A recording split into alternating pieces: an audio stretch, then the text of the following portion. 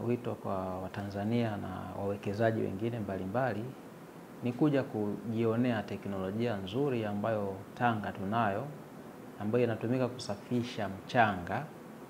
Unajua watu wengi wanajenga tu bila kuzingatia ubora wa material ambayo yanatumika kwenye kujenga. Sisi Tanga wako watu ambao wameweza kuweka viwanda kwa ajili ya kusafisha ule mchanga, maanake unaongezea thamani kabla ya kwenda kutumia au kabla ya kuuzwa. Kwa hiyo nadhani nimepata nafasi nzuri ya kuona mojawapo ya hivyo viwanda ambavyo kama mchanga labda tani moja ilikuwa inauzwa shilingi 20,000 ya kawaida, unavyosafishwa na kuwa mzuri unapanda thamani mpaka kufikia 35,000 na kuendelea. Kwa hiyo unaweza kaona, lakini mchanga huu ndio unatumika sana. Leo hii tuna ujenzi wa bandari. Kwa ujenzi wa bandari unahitaji raw material ambazo zenye ubora ambao hautiliwi mashaka. Kwa hiyo viwanda vile vinasaidia sana kuchochea pia uchumi wa mkoa wetu, kwa sababu wale watu ambao walikuwa wanajua tu kwamba ni mchanga ni kuzoa na kupakia na kwenda kujenga, sasa leo kumbe wanapata ajira nyingine kwa ajili ya kwenda kusafisha ule mchanga. Ndio, hiyo kabisa ni kuongezea thamani. Kwa sababu kama usingekuwa umepita kwenye mitambo ya kuchenjuliwa na kwa sababu ukifika pale utaona kuna grade tofauti. Kuna huu mchanga ambao unatumika pia kwenye plastering. Kwa hiyo unakuta ni mchanga mlaini sana kwa sababu umesafishwa, unatumika kwa ajili ya hiyo. Lakini unaondolea zile takataka pia ambazo zingeweza kuleta kinzani kwenye ubora wa jengo kama zingekwepo na mizizi kwenye huu mchanga.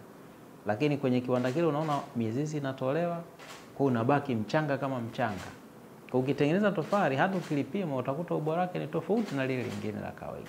Kuosha mchanga, tunapozungumzia kuosha mchanga, yani unapotoka shambani. Shambani pale kwa kawaida watu wote wa kawaida wasio jali sana ubora wa material ambayo inabidi yatumike kwenye ujenzi. Wanachota mchanga kwenye shamba, wanapakia kwenye lori, wanakwenda kujengea moja kwa moja. Lakini hapa kuna mitambo ambayo imetengenezwa maalum. Ule mchanga baada ya kuuchota unaenda unapakiwa kwenye mtambo, unachanganywa na maji, unatolewa zile takataka kwanza, halafu ule mchanga kuna mwembamba sana na ule ambao ni nene kiasi. Kwa hiyo unatenganishwa. Kwa hiyo sasa mchanga unaoupata baada ya kupitia kwenye hiyo process, hiyo tunaita ni value addition. Kwa sababu mchanga ule hata thamani yake inabadilika. Kama ulikuwa unauza tani moja shilingi 20,000, unauza 35,000 kwa tani moja. Hiyo ni value addition. Lakini sasa tofauti yake pia ni product itakayotengenezwa kutokana na mchanga huo. Haiwezi kuwa na ubora sawa na ile ambayo mchanga ule haukuoshwa. Soko lake ni kubwa. Bomba la mafuta unaloliona hili limetumia mchanga huu ambao umeoshwa. Bandari yetu hii wakati na jengo ya Tanga inapanuliwa imetumia aina hiyo ya mchanga. Uangalie kwamba ubora wa bandari yetu ni usiotiliwa mashaka kutokana na aina hiyo ya raw materials zilizotumika. Lakini tuna export, tunapeleka Zanzibar aina hiyo ya mchanga. Unaona? Kwa ajili ya ujenzi wa majumba ambayo yanahitaji ubora mkubwa wa raw material. Kwa hiyo soko ni la uhakika. Na baadhi ya watu wameshaanza kuja kujifunza kwa ajili ya kuanza na wenyewe kuosha mchanga. Ukienda kule Dodoma, utakuta kuna watu ambao wameanza kufanya kitu kama hicho. Kwa hiyo nitoe tu wito kwa watu wengine pia kuja kujifunza Tanga teknolojia hii ya uoshaji wa mchanga ambao unatumika kwenye kujenga majumba ambayo tutayatumia yaishi kwa miaka mingi yakiwa ni bora zaidi. Kwa hiyo tunapozungumzia kwamba madini ni maisha na utajiri, maisha manake majumba yanapojengwa yenye ubora kukaa miaka mingi ni mojawapo ya maisha bora. Kwa hiyo iko namna hiyo. Sisi tunashughulika na shughuli za uoshaji wa mchanga, washed sand. Lakini sio tu kuosha mchanga, bali hata tunadili na washed sand na unwashed sand. Michanga yote ya aina mbili, michanga uliooshwa na usiooshwa. Lakini faida mojawapo ya huu mradi wetu, kwa maana ukizungumzia Tanga ina shida sana ya mchanga safi, na miradi tulionayo Tanga inahitaji mchanga safi, kwa maana ya mchanga wenye ubora katika ujenzi wa majengo ya kimkakati. Kwa hiyo baada ya kuona hiyo fursa, tumeona tuisaidie serikali kwa kuwasogezea huduma, kwa sababu serikali inataka majengo yenye ubora.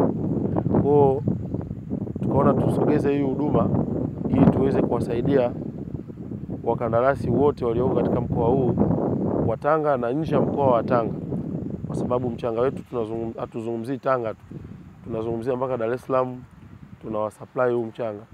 Tunazungumzia mikoa jirani, kwa maana tunazungumzia Kilimanjaro, hapo mpakani mwa Tanga na Kilimanjaro wanapata huduma yetu.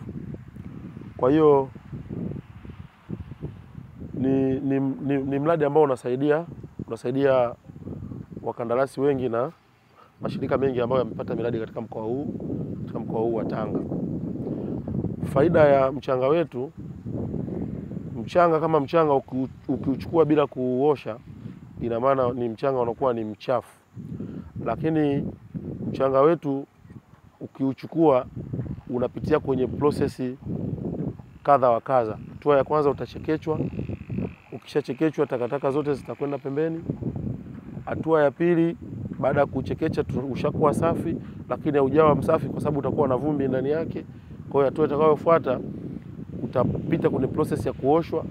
Ukishaoshwa, ina maana mchanga safi utakwenda mahala pake. Mchanga ambao utakuwa sio safi wenye vumbi utakwenda sehemu yake.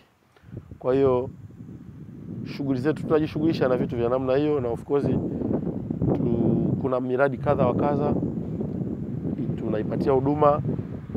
Tulianza na mradi wa bandari ya Tanga. Mradi mzima tuliwapa huduma hii ya mchanga wa kuosha, lakini tuliwapa michanga yote. Kuna mchanga wa kuosha tuliwapa na michanga kawaida pia tuliwapa. Lakini pia kuna kiwanda kikubwa cha simenti cha Huanxin cha Wachina ambao maarufu wanaita Lino. Kiwanda kile sisi tumekuwa ni watu ambao wenye ujenzi wa kiwanda tumewapa huduma ya mchanga.